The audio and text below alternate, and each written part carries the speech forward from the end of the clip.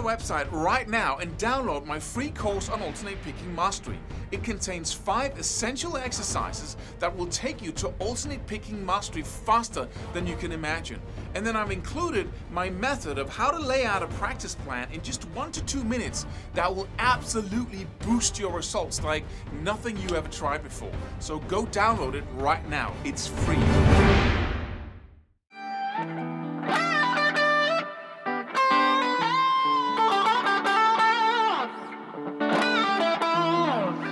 Hey, how do you go back and forth from picking and strumming? You know, when you're playing a song and you got some chords, you got a rhythm going, and then you have to go,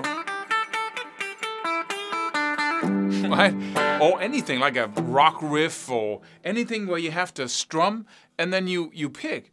Because you have to go from an anchored position, holding your hand in this position with, you know, the same position, preferably every single time you pick, because then the brain has less to learn when you're practicing picking. And then you have to have that free-flowing hand and arm when you strum.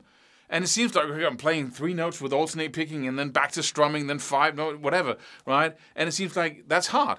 But whenever you are challenged like this, the first thing you should think of is, what is the challenge? Because that's just a generality in your mind. It's hard to go back and forth from strumming and picking. But what is really the challenge? It's finding your anchor point again. So where are you slow? Because it's always a matter of being slow, right? That's why, you know, speed isn't everything.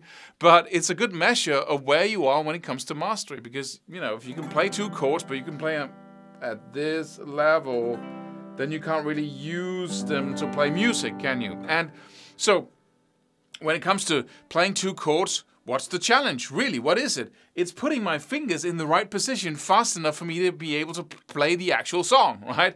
When it comes to picking and strumming, what is the actual challenge? Well, if you can pick the notes, right, and you can strum the rhythm, then what's the challenge?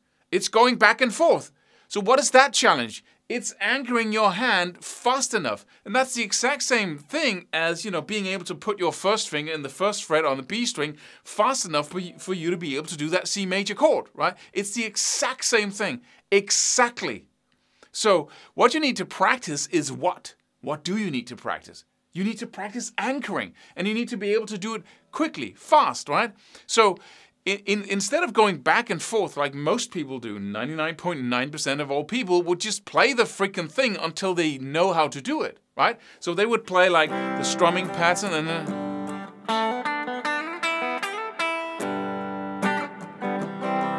right? But you know how to strum, so why are you strumming? And you know how to pick the thing, so why are you picking? What are you getting at, Claus? I'm getting at the fact that you want to practice what you can't do. So you want to practice the anchoring. You don't want to practice all the chords. This is a waste of time, right?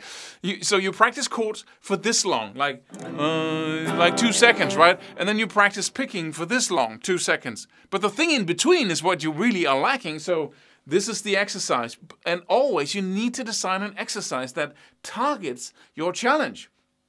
Because you can be practicing like 5 hours a day, but it's the shift from one to the other that's hard. And you're practicing 2 seconds of strumming and 2 seconds of picking. And the thing in between, you're practicing that like for 1/5 of the time. Doesn't make sense. Idiotic, stupid, right? So we want to practice the back and forth. So what I would do if I go strumming is I would go,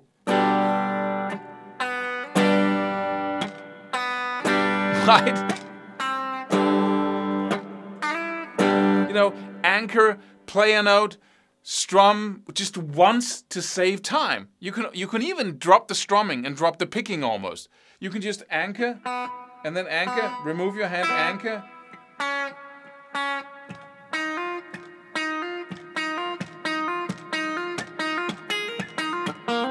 Right? See, if you can hit every string. Right? Because that's the skill. And just imagine, if you stop the strumming and you stop the picking and you just take all of that away, you will develop like 500 times faster and you'll nail it in no time. So that's how I would go about practicing going back and forth between strumming and picking. And the reason why it seems like such a challenge is because I know the strumming, I know the picking, but I can't go in between them. Then go in between them. Practice that third thing, which we often overlook. It's the integration between two different techniques. Also, it could be alternate picking and legato. Practice going back and forth between them, but don't practice legato and alternate picking as you do it. Practice as little as that as you can because you know that already, but practice the back and forth, just like here, right? So, that's the advice. Happy practicing. Subscribe for more free videos. Do it. Do it now. Do it.